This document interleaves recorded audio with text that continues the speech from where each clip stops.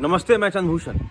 जब भी दुनिया में किसी भी अर्थव्यवस्था के बारे में बात होती है तो उसमें भारत के बारे में बात होना लाजमी है, क्योंकि हम एक ऐसे देश हैं जिसकी आबादी 140 करोड़ से ऊपर है। साल 2011 के बाद तो भारत में सेंसस हुआ नहीं, और बार बार सब लोग ये कह रहे हैं कि भारत का सेंसस क्यों होगा, कब होगा, क्योंकि विदाउट सेंसस आपको एग्जैक्टली ये भी नहीं पता कि भारत में कितने माइक्रो यूनिट हैं, कितने मीडियम यूनिट हैं, कितने स्मॉल यूनिट है, टोटल पॉपुलेशन कितना है। देश में इतने सारे स्कीम्स चल रहे हैं, और अगर इस स्कीम्स का मीन्स प्रॉपर डिस्ट्रीब्यूशन हो, ये स्कीम अगर सही में जो एक्चुअल नीडी है उनके पास जाए, इसके लिए भारत का सेंसस होना बहुत ज़रूरी था। लेकिन अभी तक भारत में सेंसस नहीं हुआ है। मीन्स ये एक अफसोस की बात है। जब भी बात हम इकोनॉमी की करते हैं तो अभी एक रिसर्च पेपर आया, उसमें ये चीज़ कहा गया कि भारत की अर्थव्यवस्था की चिंता पूरे वर्ल्ड को करनी चाहिए, क्योंकि हमारा देश लगभग 140 करोड़ की आबादी है। और अगर यहाँ पे बेरोजगारी रहा, अगर यहाँ पे किसी तरह का कोई प्रॉब्लम रहा, अगर यहाँ पे सोशल सिक्योरिटी नहीं रहा, तो यहाँ के लोग दुनिया के दूसरे देशों में पलायन करेंगे, और उसका असर आप देख रहे हैं। चाहे वो डंकी रूट के थ्रू यूएसए में जाना हो, कई लोग ब्रिटेन जाते हैं, कई लोग फ्रांस जाते हैं, मीन्स अलग अलग रास्ता इख्तियार करके कुछ लोग दुबई माइग्रेट करते हैं।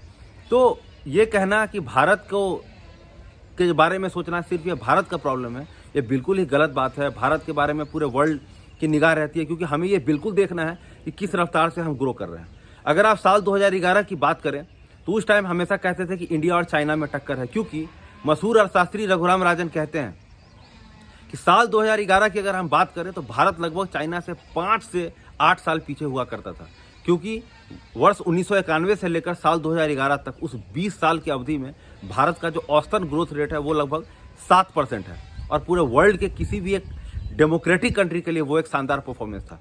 लेकिन उसके बाद हम लोग प्लमेट करते गए, फिर हमारा डिमोनेटाइजेशन हुआ, फिर जीएसटी, फिर उसके बाद कोविड, फिर वहाँ से हमने रिकवर भी किया। लेकिन अब हम चाइना से बहुत पीछे हैं, क्योंकि चाइना अब $17 ट्रिलियन से ऊपर की इकॉनमी हो चुकी है, और हम अभी तक तो $4 ट्रिलियन भी नहीं पहुँचे हैं। तो इंडियन इकॉनमी के बारे में बात करना, इंडियन इकॉनमी के सेहत के बारे में जानकारी रखना बेहद ही जरूरी है, क्योंकि मशहूर अर्थशास्त्री प्रणव सेन एक बात कहा करते हैं कि भारत ही एकमात्र ऐसा देश है जहाँ पे बेरोजगारी का समस्या इंडिविजुअल पे थोप दिया जाता है। अगर कोई लड़का बेरोजगार है तो लोग उसको कहते हैं कि तुम कलेक्टर क्यों नहीं बन गए, तुम एसपी क्यों नहीं बन गए, तुम आईआईटी से इंजीनियर क्यों नहीं बन गए, तुम एमबीए आईआईएम से क्यों नहीं कर लिए। वर्ल्ड में आप किसी भी कंट्री को देखिए, चाहे अमेरिकी राष्ट्रपति प्रेसिडेंट जो बाइडेन हो, चाहे फ्रांस के राष्ट्रपति इमैनुअल मैक्रोन हो, आप किसी का भी स्पीच सुनिए, हर जगह वो लोग अनएम्प्लॉयमेंट के बारे में जरूर बात करते हैं। क्योंकि दुनिया का अगर आप दूसरे देशों को देखें तो वहाँ पे बेरोजगारी एक सरकार का नाकामी माना जाता है, वो सरकार का फेलोर माना जाता है। लेकिन भारत में चूंकि हमारा देश आजकल काफ़ी प्रोपेगेंडा पे चल रहा है, आप देखिए यहाँ पे एक तो बहुत सारे कम मीडिया चैनल जो है अनएम्प्लॉयमेंट पे बात करते हैं। अनएम्प्लॉयमेंट के बारे में एक्चुअल डेटा भी नहीं है, लोग को एक्चुअल पता ही नहीं कि भारत में फॉर्मल सेक्टर में कितने लोग हैं, इनफॉर्मल सेक्टर में कितने लोग हैं, क्योंकि भारत की जो 90% इकॉनमी है वो तो इनफॉर्मल इकॉनमी है। तो एग्जैक्टली आपको पता भी नहीं चलेगा यहाँ पे कि मीन्स कितने लोग एम्प्लॉयड हैं, कितने लोग अनएम्प्लॉयड हैं। लेकिन तब भी जब भी अगर किसी देश में या किसी राज्य में बेरोजगारी होती है, वो उस सरकार का प्रॉब्लम माना जाता है कि आप उसके लिए उतना एम्प्लॉयमेंट प्रोवाइड किए कि नहीं। मशहूर अर्थशास्त्री रघुराम राजन ने एक बार अपने एक लेख में लिखा था कि हर साल भारत में लगभग 70 लाख से 80 लाख बच्चे बीए, बीटेक, एमबीए में जो हायर डिग्री करके जो है मार्केट में आते हैं, और वो इसी मंथ में मार्च, अप्रैल, मई के महीने में मार्केट में आते हैं। तो हमारे पास तो कम से कम 70 लाख से लेकर 80 लाख वैसे जॉब चाहिए जो कि अच्छे हों, मीन्स 15,000, 20,000, 25,000 से ऊपर की नौकरी हो। और लगभग 50 लाख वैसे बच्चे हैं जो कि अपना स्कूलिंग कंप्लीट नहीं करते या अपना हाई स्कूलिंग कंप्लीट नहीं करते, और वो क्लास 7th में, क्लास 8 में, क्लास 9th में, क्लास 10th में, क्लास 11th में इस तरीके से ड्रॉप आउट कर जाते हैं। इस तरीके से लगभग 50 लाख बच्चे हैं, और जो डिग्री कंप्लीट करके आते हैं वो लगभग 70 लाख बच्चे हैं। तो मीन्स अगर आप टोटल देखें तो हमारे देश में एनुअली हर साल 1 करोड़ 20 लाख नौकरी की ज़रूरत है। अगर किसी ने बहुत कम पढ़ाई की है तो वो 8,000 का नौकरी करे, वो 10,000 का नौकरी करे, और किसी ने बहुत अच्छे से पढ़ाई की है तो उसको डिसेंट सैलरीड जॉब मिले। लेकिन भारत में वो स्थिति नहीं है। मशहूर अर्थशास्त्री अरुण कुमार ये कहते हैं कि अगर आप जब भी टोटल डेटा मिलाएं तो भारत में जो टोटल जॉब जनरेशन है वो लगभग 30 लाख के ही आसपास है। तो कहने का मतलब बाकी सारे बच्चे, कोई 5 साल से यूपीएससी का तैयारी कर रहा है, तो कोई बीपीएससी का तैयारी करने लगता है, कोई 7 साल बैंकिंग का तैयारी कर रहा है, कोई एसएससी का तैयारी कर रहा है। आप दिल्ली जाइए, कभी करोल बाग जाइए, राजेंद्र नगर जाइए, आपको पता चल जाएगा कि लाखों के तादाद में लोग अपने जवानी के सबसे प्रेशियस ईयर्स में जो है वो कंपटीशन की तैयारी में वेस्ट कर रहे हैं, व्यर्थ कर रहे हैं। तो हम लोग जब भी भारत के बजट के बारे में बात करते हैं तो कहते हैं कि सो जो 12 लाख तक का जिनका आमदनी है उसको जो है टैक्स एग्जेम्प्ट कर दिया गया है। ये बिल्कुल सही बात है, लेकिन क्या ये इतना कुछ है कि ये भारत की अर्थव्यवस्था पे बहुत असर डालेगा? अर्थशास्त्री प्रणव सेन एक बात कहते हैं कि अगर हम अभी के टाइम में भारत का देखें तो लगभग 12 करोड़ वैसे लोग हैं जो कि सैलरीड जॉब में हैं। 12 करोड़ वैसे लोग, क्योंकि भारत में उससे ज़्यादा, चूँकि बहुत सारी जो इकॉनमी है हमारी इनफॉर्मल इकॉनमी है, एटलीस्ट 90% हमारी इकॉनमी इनफॉर्मल इकॉनमी है, तो हमको एग्जैक्ट पता ही नहीं कि बाकी कितने लोगों को कितना सैलरी मिल रहा है।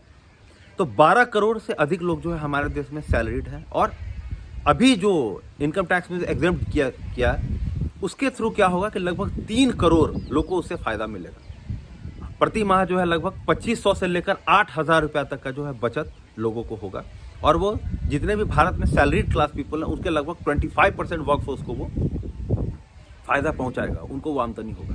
लेकिन क्या लोग इस पैसे को कहीं खर्च करेंगे?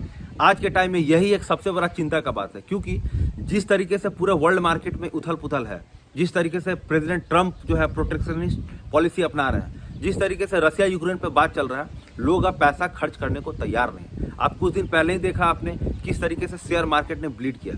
और अर्थशास्त्री अनिंदय चक्रवर्ती कहते हैं कि आज के टाइम में कोई भी ऐसा व्यक्ति नहीं जो आपको बता दे कि 3 महीने के बाद मार्केट में क्या होगा। ये आपको कोई नहीं बता सकता, क्योंकि सामने वाला को भी नहीं पता कि 3 महीने के बाद क्या होगा। और अगर आप उसे कोई कह रहा है कि 3 महीने के बाद मार्केट ठीक हो जाएगा, मार्केट में पैसा हो जाएगा, वो कुछ नहीं, आपको बस मूर्ख बना रहा है।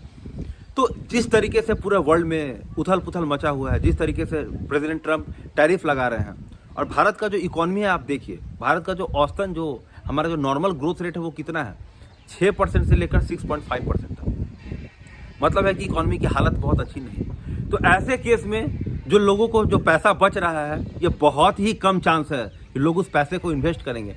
और जब पैसा ही इन्वेस्ट नहीं होगा तो फिर ये टैक्स रिबेट देने का मतलब ही क्या था? आंकड़ों के अनुसार भारत सरकार को जो ये रिलीफ है, टैक्स रिलीफ देने के कारण लगभग 1 लाख करोड़ का घाटा होगा। और इंडियन गवर्नमेंट कही कि बाकी जो हम पैसा है इस साल हम 1,80,000 करोड़ जो है हम उगाही कर लेंगे। 2 करोड़ 80 लाख लोगों ने एक्चुअल में टैक्स भरा था, मीन्स जिन्होंने टैक्स पे किया था साल 2022-23 में, और उन लोगों से जो है भारतीय सरकार को 1 लाख करोड़ आया।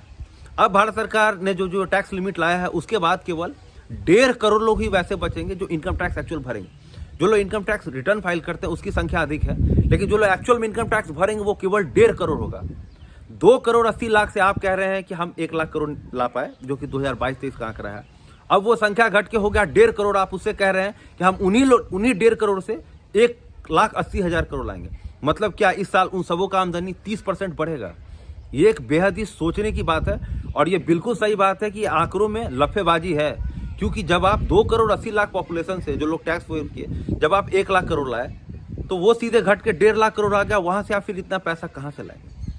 खैर, ये तो देखने की बात है कि भारत सरकार कितना टैक्स कलेक्ट करती है, लेकिन जो अनएम्प्लॉयमेंट का बात है वो एक बेहद ही चिंता की बात है। क्योंकि जिस तरीके से भारत में लोग बढ़ रहे हैं, हर साल मार्केट में लोग आ रहे हैं, और जिस तरीके से हमारे पास डिसेंट जॉब्स नहीं हैं, वो एक बहुत ही मेजर सीरियस कंसर्न है। और इसका कोई उपाय नहीं है। हम चाहे कितना भी हिंदू मुसलमान कर लें, हम चाहे कितना भी औरंगजेब के कब्र के बारे में बात कर लें, इस प्रोसेस का जो है ना कोई सॉल्यूशन नहीं। हमको परमानेंट सॉल्यूशन निकालना ही होगा, क्योंकि भारत में जो डिसेंट फॉर्मल सेक्टर जॉब्स हैं वो बहुत ही कम होते जा रहे हैं। दूसरा, अभी आर्टिफिशियल इंटेलिजेंस आ गया है, बहुत ज़्यादा उसने अभी मार्केट को अपना कैप्चर नहीं किया, लेकिन उसके कारण बहुत सारे वाइट कॉलर जॉब्स की घटने की संभावना है। तो कहने का मतलब, जब अगर वहाँ पे व्हाइट कॉलर जॉब्स घटेंगे, जब वहाँ पे सर्विस सेक्टर में जब जॉब्स घटेंगे, तो सारा का सारा भार जो है वो मैन्युफैक्चरिंग सेक्टर को उठाना था। प्राइम मिनिस्टर नरेंद्र मोदी इस बात पे हमेशा फोकस करते हैं कि उन्होंने भारत में make in India campaign launch किया। ये बिल्कुल ही सही बात है, और बहुत सारे लोगों को इससे बहुत सारा उम्मीद भी था। लेकिन आज के टाइम भारत में जो मैन्युफैक्चरिंग सेक्टर का टोटल कंट्रीब्यूशन है जीडीपी में, वो मात्र 12% है जीडीपी का। ये चाइना के मुकाबले बहुत ही कम है। और जब हमारा मैन्युफैक्चरिंग सेक्टर ही ताकतवर नहीं होगा, जब हमारे micro unit, small unit, medium unit से जॉब्स प्रोवाइड नहीं करेंगे, तो फिर लोगों को रोजगार कहाँ से मिलेगा? बार बार सरकार ये नहीं कंप्लेन कर सकती है कि प्राइवेट सेक्टर इंडिया में इन्वेस्ट नहीं कर रहा है, या कंज्यूमर कंज्यूम नहीं कर रहा है। हम जानते हैं कि प्राइवेट सेक्टर इंडिया में क्यों नहीं इन्वेस्ट कर रहा, क्योंकि भारत सरकार ने नेशनल चैंपियंस को फेवर करने का ठाना है। और जो दूसरे बिजनेसमैन हैं वो भली भांति जानते हैं कि जब भी हमारा कोई प्रॉब्लम आएगा, सेंट्रल गवर्नमेंट जो है हमेशा उन लोगों को फेवर करेंगे। इसलिए प्रणव सेन ने कहा कि भारत में रेगुलेटरी चेंजेज लाने जरूरी हैं और जो कंपटीशन कमीशन ऑफ इंडिया है उसको फुल फ्लेश्ड काम करने की जरूरत है ताकि लेवल प्लेइंग फील्ड जो है बिल्कुल मेंटेन किया जा सके। तो कुल मिला के ये है कि भारत में इकोनॉमी में बहुत कुछ करने की आवश्यकता है। ये टैक्स रिबेट देने से कुछ नहीं होगा। We want lot of factories, we want lot of jobs. और इंडियन गवर्नमेंट ने मेक इन इंडिया में ये कंडीशन डाल दिया था कि जो भी कंपनी यहाँ पे मैन्युफैक्चर करेगी उसको टेक्नोलॉजी ट्रांसफ़र करना पड़ेगा, जिसके कारण बहुत सारे कंपनीज ने ये मना कर दिया था। अगर आपको ऐसा लगता है कि टेक्नोलॉजी ट्रांसफ़र वाले चीज़ करने से जो है मिस कंपनी नहीं इन्वेस्ट करना चाह रही है तो आप उसको हटा दीजिए। एटलीस्ट वो यहाँ पे अपना फैक्ट्री लगाएंगे, वो यहाँ पे इन्वेस्टमेंट करेंगे, लोगों को यहाँ पे जॉब्स होगा, चाहे वो 10,000 की नौकरी हो, चाहे वो 15,000 की नौकरी हो। और इस तरीके से जब लोग कंजम्पशन करेंगे तो फिर मार्केट ऑटोमेटिक जो है बूम करेगा। तो ये कुल सारा मुद्दा है जिस पर हमें बहुत ही ध्यान देने की ज़रूरत है। और ये जो साल 2025 है वो इंडियन इकॉनमी के लिए एक बेहद ही हम लोग एक शानदार मोड़ पे आके खड़े हो गए हैं, क्योंकि जिस तरीके से वर्ल्ड मार्केट में हलचल हो रही है अभी इंडियन इकॉनमी पे बहुत ही ध्यान देने की आवश्यकता है। भारत में प्राइवेट इन्वेस्टमेंट को बढ़ाने की आवश्यकता है।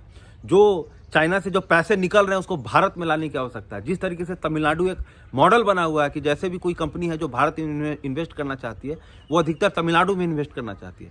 जब पैसा भारत के तमिलनाडु में आ सकता है तो पैसा भारत के बिहार में क्यों नहीं आ सकता है, पैसा भारत के उत्तर प्रदेश में क्यों नहीं आ सकता है। तो बहुत सारे वैसे मसले हैं जिन पर बात करने की ज़रूरत है और भारतीय लोगों को भी इस मुद्दे पे बहुत ही जागरूक होने की आवश्यकता है।